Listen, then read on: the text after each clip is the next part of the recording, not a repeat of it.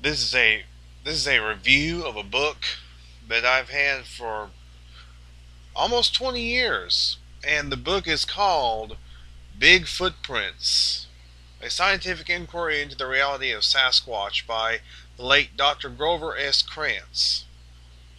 Now, you have the original book, and then you have the reprint and updated version, which came out in 1999, Bigfoot Sasquatch Evidence. This one came out in 1992 from what's the publishing company? Let's see. It's a bit dusty.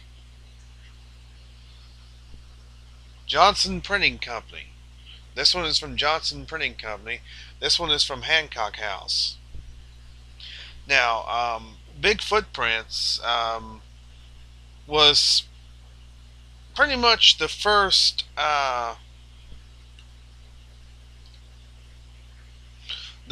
really scientific book to come out. I mean, there had been books that actually had been co-edited by Krantz, such as The Scientist Looks at the Sasquatch, The Scientist Looks at the Sasquatch 2. And also one he co-edited with the late Vladimir Markotic called The Sasquatch and Other Unknown Hominids. Actually, this book has a unique feature that you won't find on too many books. This one is signed. May not be able to... There. Right there. Signed by the late Dr. Grover Krantz. Because actually, this was originally Don Keating's book. Don Keating got it signed by Dr. Krantz. And he sold this copy to me a few years ago. So I have the signature of Dr. Grover Krantz. Anyway, as far as the book is concerned, as far as content, the content of the book, there are chapters about how Grover pretty much got his start in the Sasquatch in the Sasquatch field, his interest. There's also 2 chapters on footprints.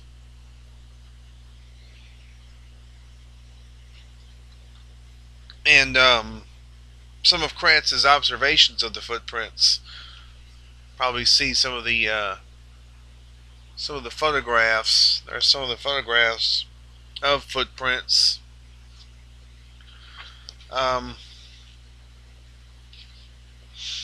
Krantz pretty much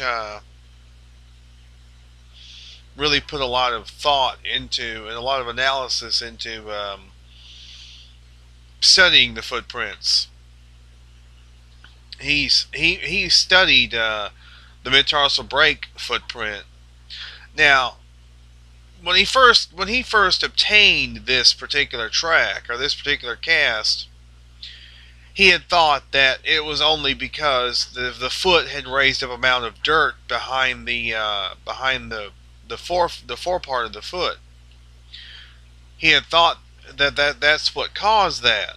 But when he talked to Jeff Meldrum several years later, he found that Meldrum had already just described about the metatarsal break. And Grover writes about that in the updated version of Big Footprints, this book right here, in the updated chapters. But there's also, he also talks about fake footprints. He talks about footprints that were found that had a stone in them originally. This footprint that was found and cast had a stone in it, and it was cast with the stone in it, and then the stone was removed, and then it was just put back onto the cast, and then this is it without the cast. I mean, without the rock, without the stone. There's also the example of what overlapping bear tracks look like, and how they can't really be mistaken for actual Sasquatch footprints. And then there's the fakes. There's the hoaxed footprint casts and things like that.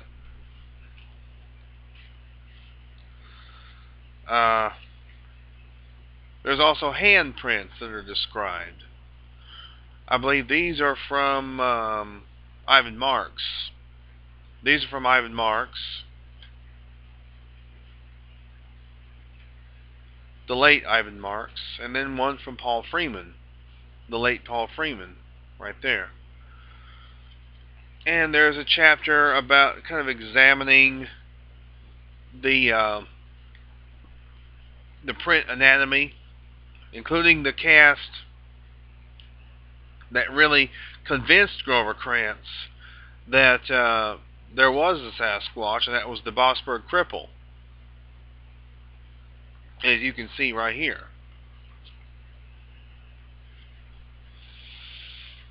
Originally, Grover had given the Sasquatch about a 10% chance of being real until he saw the Bossberg Cripple, and he examined the Bossberg Cripple, and that's when he realized, that's impossible. And he did some simple arithmetic to kind of equate the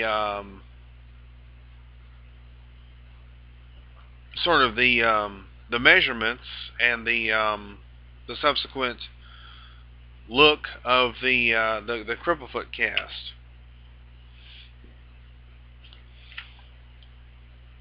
He figured it was pretty much impossible that it could have been a hoax. And it was impossible that Sasquatch could have been a hoax. Then he has a chapter on the Patterson-Gimlin film, which has a lot of interesting measurement work. It has a lot of interesting mathematical equations, measurements, things like that. Here's a map. I believe this is the late Bob Titmus's map. Well, part of it is from Bob Titmus, the late Bob Titmus. Part of it is some of Krantz's measurements, things like that. Even though Krantz never actually went to the film site and didn't feel like he had to.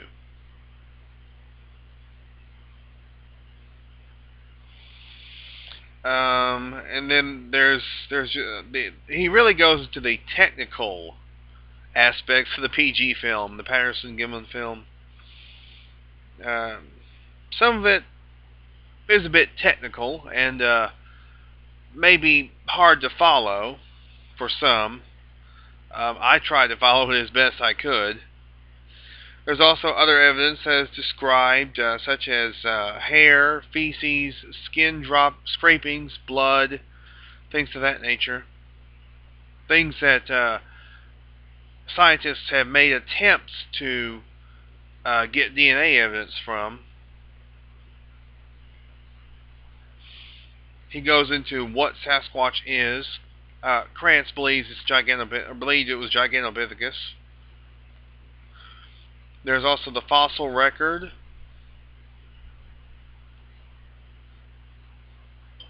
Kind of examining the fossil from the fossil record, kind of getting an idea of what Sasquatch might be or could be. There's also worldwide reports, which Krantz only gives credibility to a very few, or gave only credibility to a very few. There's the hunters, such as Bob Titmus, and he kind of splits them off into different categories. Recorders, novices, collectors, professionals, things of that nature.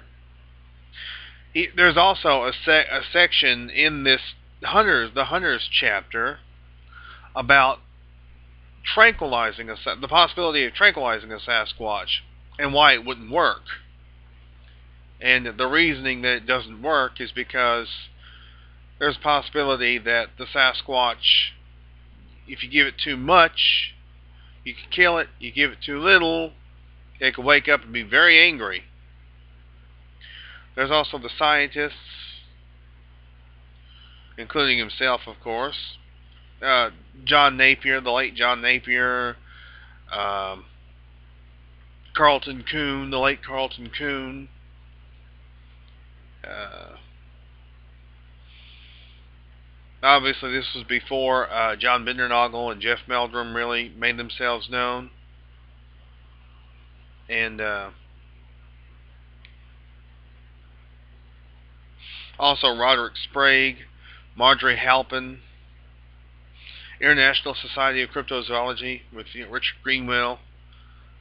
There's also prospects, keeping it in perspective. There's a few appendices in here. There's an appendix about reconstruction of the skull of Gigantopithecus, which Krantz built himself, based on the jawbone. There's also an appendix, a species named from footprints. And there's an editorial by Roderick Sprague. And that's just for the original edition of Bigfoot Prints. Then Bigfoot Sasquatch Evidence has an addendum section, which was as recent as late 1998.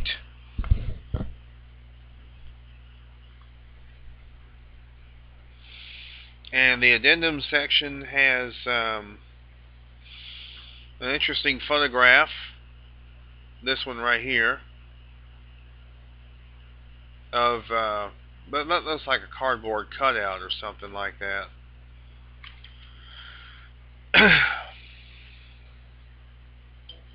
There's additional information about the Patterson-Gimlin film. There's additional information about other evidence. This was, updates between 1992 and 1998. There's also some photos from Krantz's trip to Russia, 1997. That's him with John Green. They visited Russia in 1997.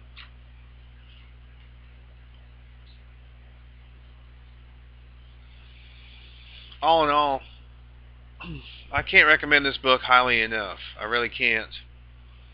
Even if you disagree with Krantz's findings, if you disagree that Sasquatch is not, Gigantopithecus, there's still something for you in this book. It's a really excellent book. I highly recommend it. 5 out of 5 stars. I think it's much easier to find this edition than it is to find this edition. But you can't go wrong either way. So I do highly recommend it.